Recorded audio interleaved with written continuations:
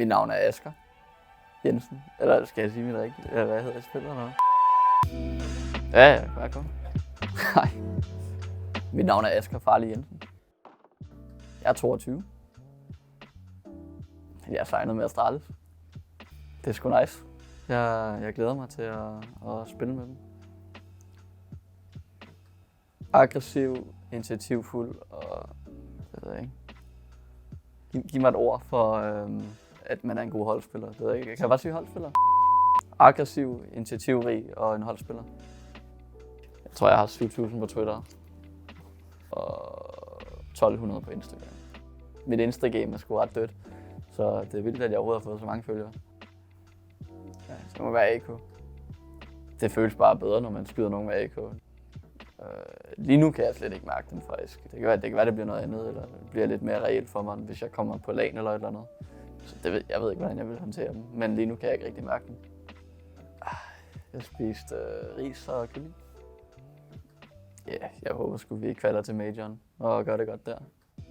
Jeg tror, jeg holder den old school, så må jeg sige den helt originale røde pakke. Det er den røde original. Den holder sgu stadig. Nuke eller overpass. Train. De er faktisk alle sammen virkelig sjove, men hvis jeg kun må vælge en, så tror jeg, det må være Config eller Flames. Jeg ved ikke, hvilken af dem, fordi de er sgu begge to meget sjove på hver deres måde. Ikke så tit. Den er mega god. Selvfølgelig håber jeg, at stemningen kommer til at være sådan hele tiden, men ja, vi er da helt klart i en honeymoon-periode nu, hvor vi lærer hinanden at kende og synes, det er mega sjovt at møde nye mennesker. Så ja, den er virkelig god lige nu. Så jeg var ude at spise med min kæreste. Ja, de skal ændre M4A'en lige nu. Kolden med lyddæmper på, den er sgu for god. Den må de gerne til at få gjort lidt ringere. Device. Det ved jeg ikke. Nu sagde jeg bare det første, der ligesom sprang ind, men det ved jeg ikke. Jeg føler, at alle andre AVP'er også et eller andet sted prøver at justere deres spil lidt efter, hvordan han til at starte med spillet. Så. Han var bare den første til at bringe de idéer om AVP'en, han havde frem, eller til at gøre det godt. Og det er bare den mest stabile måde at spille AVP på. De har så meget at lære fra sig af. De har så meget erfaring fra turneringer, så jeg tror, at de kan lære mig lidt om alt, faktisk. Lasagne. Man skal være ærlig, men stadigvæk respektere sine teammates. Der har jeg dårlige erfaringer med fra andre hold, men ja. Nu skal jeg tænke mig om. Jeg ved ikke, om jeg har en. Seneste film, jeg har set. Ja, den var fucking lort. Den siger jeg ikke. Det seneste film, jeg så, det var sådan en romantisk kærlighedskomedie med min kæreste. Jeg har jo ikke tænkt mig at hænge filmen ud i... Ja, det var sgu en lortefilm.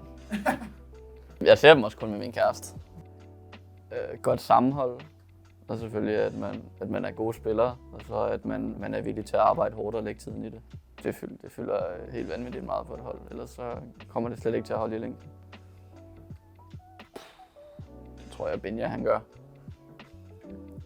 Det ved jeg sgu heller ikke, om jeg har en. Jeg kan sige, at jeg lige har hørt... Jeg er lige begyndt at høre Søndagsbarn igen med Suspect og Lucas Graham. Den er sgu god, jeg fandt den frem igen. Nogle gange. Men grunden til, at jeg synes, CS er så godt et spil, det er jo, at man vinder på andet end bare aim. Selvfølgelig kan det bære dig igennem kampe. Men ja, det må sgu også være at signe med Astralis. Selvom det ikke er så skørt nødvendigvis, men det er det vildeste. Jeg tror, det skøreste, jeg måske har prøvet, det var, da vi spillede Flashpoint 1.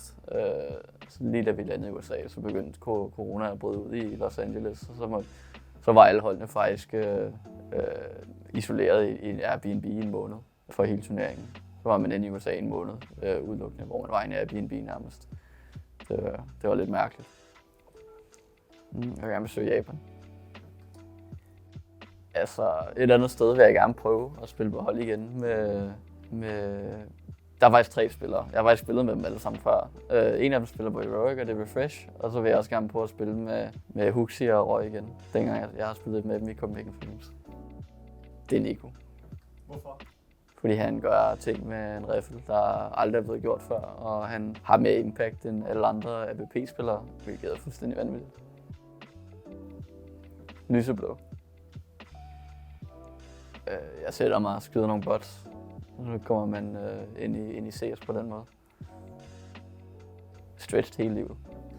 Det ser sgu bare bedre ud. Jeg kan ikke lide det der med 2 sorte bjælker ude i siderne.